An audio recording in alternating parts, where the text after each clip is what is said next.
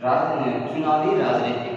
अच्छा, चुनावी राजनीति इस लेसन को समझने के लिए मैं आप लोगों को एक छोटा सा एग्जाम्पल देता हूँ। मान लो फॉर एग्जाम्पल आपकी क्लास में कोई चुनाव करवाना है, तो वो चुनाव हम बड़ी आसानी से करवा सकते हैं, क्योंकि सभी जो स्टूडेंट्स हैं उनको एकत्रित किया, इकट्ठा किया और जो है हम चुनाव कर सकते हैं।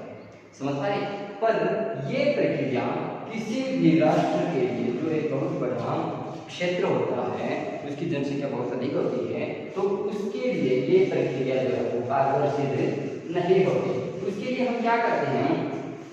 उसके लिए हम जो है उस राष्ट्र को जो है वो अलग अलग भागों में डिवाइड करते हैं, क्योंकि क्या होता है कि उस देश की जो बहुत अधिक जनसंख्या होती है उसको हम एक जगह इकट्ठा नहीं कर सकते। उनके जो है वो वोट वो एक समय में एक साथ नहीं ले सकते, इसलिए जो है कुछ चुनावी प्रक्रियाएं होती हैं, कुछ प्रोसेस होते हैं, उनसे गुजरना पड़ता है।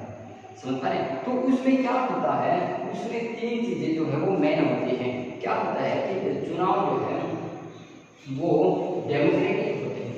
रिपब्लिक और डेमोक्रेटिक होते हैं। हम यहाँ इस लेसन में जो है वो डेमोक्रेटिक चुनाव प्रक्रिया के बारे में जानने की कोशिश करते हैं। तो डेमोक्रेटिक चुनाव प्रक्रिया में क्या होगा कि राजनीतिक पार्टियां दो होंगी, कम से कम दो राजनीतिक पार्टियां होंगी, एक जो है वो सत्ता में होगी और एक जो वो विपक्ष में होगी,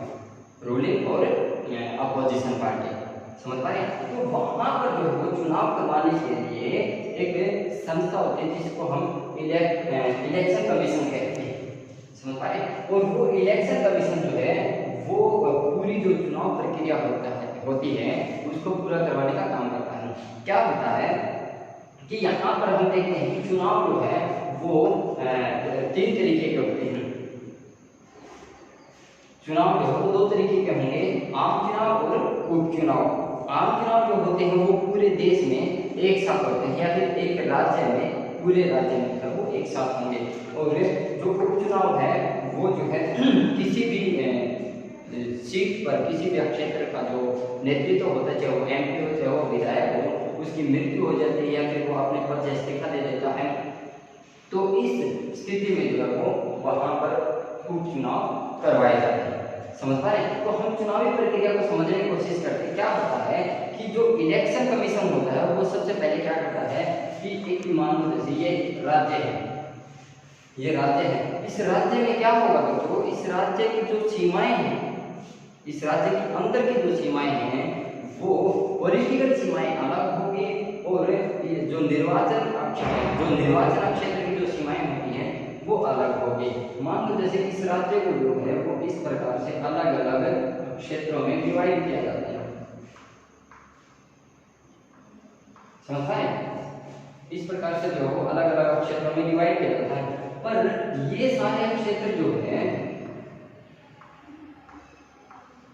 ये सारे क्षेत्र जो है, अब ये पॉलिटिकल सीमाएं हैं इस राज्य के अंदर की, ठीक है। और अगर निर्वाचित जो सीमाएं होंगी, तो निर्वाचन प्रक्रिया में जो सीमाएं होंगी वो इस प्रकार से हो सकती है, वो अलग अलग जो एक से अधिक डिस्ट्रिक्ट भी जो है निर्वाचित क्षेत्र में आती है। समझ पा रहे हैं? फॉर एग्जाम्पल मैं आपको छोटा सा एग्जाम्पल देता हूँ कि जैसे आप हरियाणा में हो और हम जो है अभी हरियाणा की भिवानी डिस्ट्रिक्ट में हैं। आपकी भिवानी डिस्ट्रिक्ट में आपका भवानीखेड़ा गांव पड़ता है, जहाँ से आप बिलोंग करते हैं। भवानीखेड़ा जो गांव है वो डिस्ट्रिक्ट जो है, उसकी जो डिस्ट्रिक्ट है वो भिवानी रहती है, पर जो उसका जो संसद का जो क्षेत्र आता है, जो संसदीय क्षेत्र जो आता है वो हिसार में है। तो इस हिसाब से हम कह सकते हैं कि जो पॉलिटिकल एरिया जो होते हैं, सीमाएं जो होती हैं वो अलग होती हैं, और निर्वाचन के लिए जो सीमाएं होती हैं वो अलग होती हैं। समझ पा रहे हैं? तो उस क्षेत्र को जो, उस राज्य को जो अलग अलग निर्वाचन क्षेत्रों में डिवाइड कर दिया जाता है, और प्रत्येक राजनीतिक पार्टी द्वारा अपने अपने जो है वहां पर उम्मीदवार खड़े किए जाते हैं। और यहाँ पर क्या होता है कि सबसे पहले जो इलेक्शन कमीशन होता है वो उस राज्य को, उस क्षेत्र को जो है वो अलग अलग निर्वाचन क्षेत्र में डिवाइड करेगा, और अलग अलग निर्वाचन क्षेत्र में डिवाइड करने के बाद जो है वहां पर इलेक्ट्रेट जो सूची होती है, जिसको हम मतदान सूची कहते हैं, वो जारी करेगा। और उस मतदान सूची में क्या होगा, जो मतदान सूची होती है उसमें क्या होता है कि जिन लोगों की, जिन मतदाताओं की डेथ हो जाती है उनके नाम निकाल दिए जाते हैं, और जो नए ऐड होते हैं, जो मतदाता जो है 80 प्लस होते हैं और वो अपना वोट बनवा लेते हैं, वो नए ऐड होते हैं तो उनका जो है वो नया नाम इस लिस्ट में जोड़ दिया जाता है। समझ पा रहे? तो इस प्रकार से जो है इस मतदान सूची में जो है वो अपडेट होता रहता है। नए और पुराने जो है वो नाम हटा दिए जाते हैं और नए ऐड कर लिए जाते हैं। समझ पा रहे बच्चों जी? तो यहाँ पर जो है हमने मतदाता सूची को देखा। फिर क्या हुआ कि उसके बाद जो है इलेक्शन कमीशन चुनाव की जो डेट होती है वो घोषित करता है, और चुनाव की डेट घोषित करने के बाद जो है फिर वो मतदाता सूची अपडेट होकर आती है, और मतदाता सूची अपडेट होने के बाद जो है वो राजनीतिक जो इलेक्शन कमीशन ने चुनाव की डेट घोषित की थी कि मान लो फॉर एग्जाम्पल जो है वो अभी आने वाले 21 नवंबर को जो है वो आपके यहाँ चुनाव होंगे, ये इलेक्शन कमीशन ने कहा है। जैसे ही चुनाव की डेट घोषित होती है तो सभी राजनीतिक पार्टियां, जितनी भी राजनीतिक पार्टियां होती हैं वो सभी जो है अपने प्रचार प्रसार में एक्टिव हो जाती हैं, और ये चुनाव की डेट घोषित हुई है इससे पहले जो है आपको एक डेट और मिलेगी कि आप जो है इस डेट तक अपने प्रतिनिधि का जो चुनाव का जो फॉर्म होता है वो फॉर्म फिलअप करेंगे। फिर उसके बाद जो है 3-4 दिन की फ्री डेट मिलती है कि आपके पास 3 से 4 दिन का समय है, आपकी जो कोई भी गलती है, कोई मिस्टेक है, कोई भी क्वेरी रहती है, आप उसको देख सकते हैं, उस कमी को दूर कर सकते हैं, और जिस भी कैंडिडेट, जिस भी उम्मीदवार की कोई भी कमी होती है, बाद में जो वेरिफिकेशन होती है, बाद में कमी होती है, और कमी को जो पूरा करने के बाद जो है उसको क्या किया जाता है कि उस कमी को दूर किया जाता है, और अगर फिर भी वो कमी पूरी नहीं होती तो उस उम्मीदवार का जो फॉर्म है वो कैंसिल कर दिया जाता है। फिर उसके बाद जो है जो चुनाव की डेट आती है आपकी 21 नवंबर, उससे पहले सभी राजनीतिक पार्टियों द्वारा जोर शोर से जो अपने अपने राजनीतिक पार्टी का, अपने उम्मीदवार का जो है वो प्रचार प्रसार किया जाता है। फिर जैसे ही आपके चुनाव होते हैं, चुनाव के बाद जो है मतदान की गणना होती है, और पहले क्या होता था, जो पहले मतदान होते थे वो बैलेट पेपर पर होते थे, और वो बैलेट पेपर पे क्या होते थे, किस प्रकार से होते थे बैलेट पेपर पे कि एक ऐसे इस प्रकार से जो है एक बैलेट पेपर होता था, उस पे सभी राजनीतिक पार्टियों के जो उम्मीदवार थे उनके नाम होते थे, और उनके सामने ही जो है वो उनके चुनाव चिन्ह भी होते थे, और जिस भी मतदाता को, जिस भी उम्मीदवार को अपना वोट डालना होता था तो वहां पर या तो अपने साइन वगैरह सिग्नेचर करके, हस्ताक्षर करके, या फिर जो अनपढ़ है उनको अपना थंब लगा कर वो उसको वोट डालना होता था। ये जो है बैलेट पेपर की प्रक्रिया थी। इसमें क्या होता था, इसमें जो है जो वुमेन पावर, मैन पावर जो है वो ज़्यादा लगती थी, और जो टाइम है वो भी ज़्यादा कंज्यूम होता था, समझता है। और जो मनुष्य की शक्ति और टाइम बचाने के लिए फिर जो है यहाँ पर इलेक्ट्रिक जो मशीन थी, इलेक्ट्रिक वोटिंग मशीन, उसका उपयोग किया गया। उसमें क्या हुआ कि जैसे कि आपकी इलेक्ट्रिक वोटिंग मशीन है तो इसके सामने ही जो वो विभिन्न प्रकार की पार्टियों के जो उम्मीदवारों के नाम और फोटो मिलेंगे, और उसके सामने ही आप लोगों को जो है वो बटन मिलेगा, और उस बटन को जो है वो आपको प्रेस करना है, और वो प्रेस करने के बाद जो है आपका वोट पूर्ण हो जाता है। तो फिर इसी में क्या हुआ, ये जो इलेक्ट्रिक मशीन जो थी वो पहली बार 2004 के बाद जो है वो चलन में आई थी, इसका पहली बार जो है वो उपयोग किया गया था। तो यहाँ पर फिर एक दिक्कत और आई कि जो इलेक्ट्रिक मशीन थी, जो वोटिंग मशीन थी, उसमें भी कुछ धांधली होने का या फिर कुछ घोटाले होने की जो है वो खबर आने लगी। फिर उसके साथ साथ जो है यहाँ पर इसी मशीन के साथ जो है वीवीपैट का प्रयोग किया जाने लगा। उससे क्या होगा, वोटिंग वेरिफिकेशन प्रिंट एडिट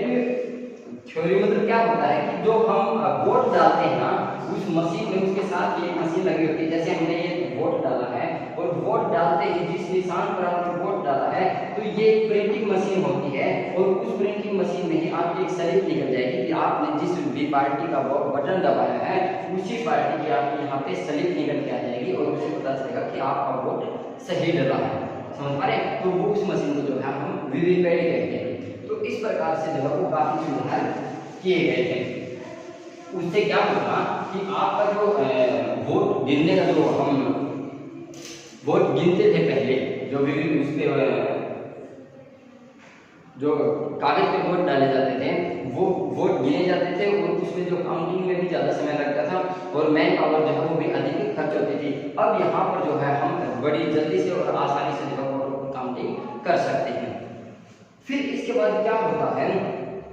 जैसे कि हम जो है यहाँ पर चुनाव देखिए, चुनाव जो है वो दो प्रकार के होते हैं, एक आम चुनाव होते हैं, एक उपचुनाव होते हैं। आम चुनाव जो होते हैं वो पूरे देश में या फिर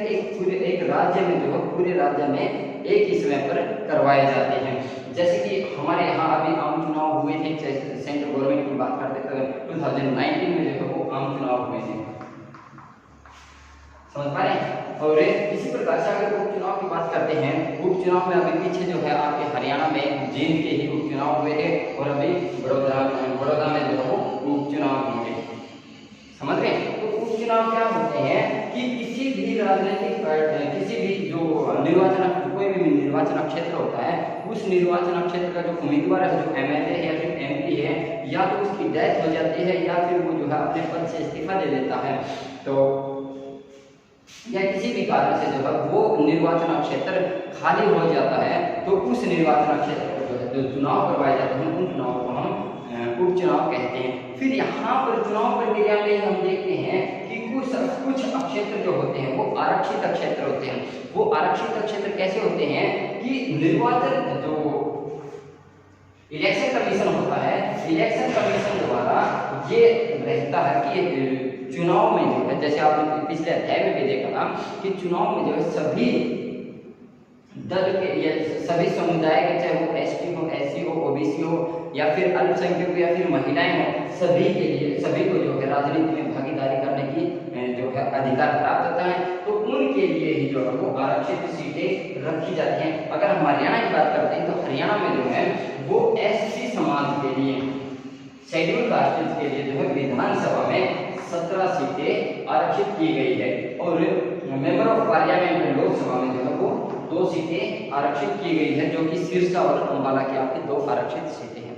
समझ पा रहे बच्चों। तो आरक्षित क्षेत्र का भी यहाँ पे बहुत अधिक महत्व होता है कि जो एससी, एसटी, ओबीसी या फिर महिलाएं जो होती हैं उनको जो अलग अलग क्षेत्रों पर अलग अलग आरक्षण दिए जाते हैं। फिर यहाँ पे हम बात करते हैं चुनाव प्रचार की। सभी राजनीतिक पार्टियां जो है, जैसे कि चुनाव की डेट आती है तो सभी राजनीतिक पार्टियां अपनी अपनी राजनीतिक पार्टी का जो है वो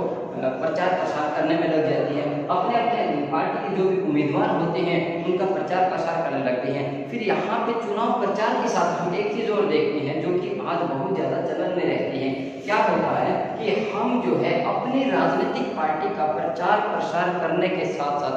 दूसरी राजनीतिक पार्टियों का भी जो है वो हम विखंडन करते हैं या फिर उनका दुर्प्रचार करते हैं। जैसे कि यहाँ पर 1971 के चुनाव में इंदिरा गांधी जी ने चुनाव प्रचार में एक नारा दिया था कि गरीबी हटाओ का नारा दिया था, और उसके बाद जो है जैसे ही आचार संहिता लग जाती है, आचार संहिता जैसे ही मतलब वहाँ पर जो है आपातकाल लग जाता है। आपातकाल के बाद जो है 1977 में जो है वो जनता पार्टी द्वारा लोकतंत्र बचाओ का नारा दिया जाता है और लोगों को जो है ये कहा जाता है कि आपातकाल में लोकतंत्र का हनन हुआ है, लोकतंत्र का ह्रास हुआ है, और वो जो है अगले चुनाव में लोकतंत्र का बचाओ का नारा लेकर आते हैं। और इसी प्रकार से जो है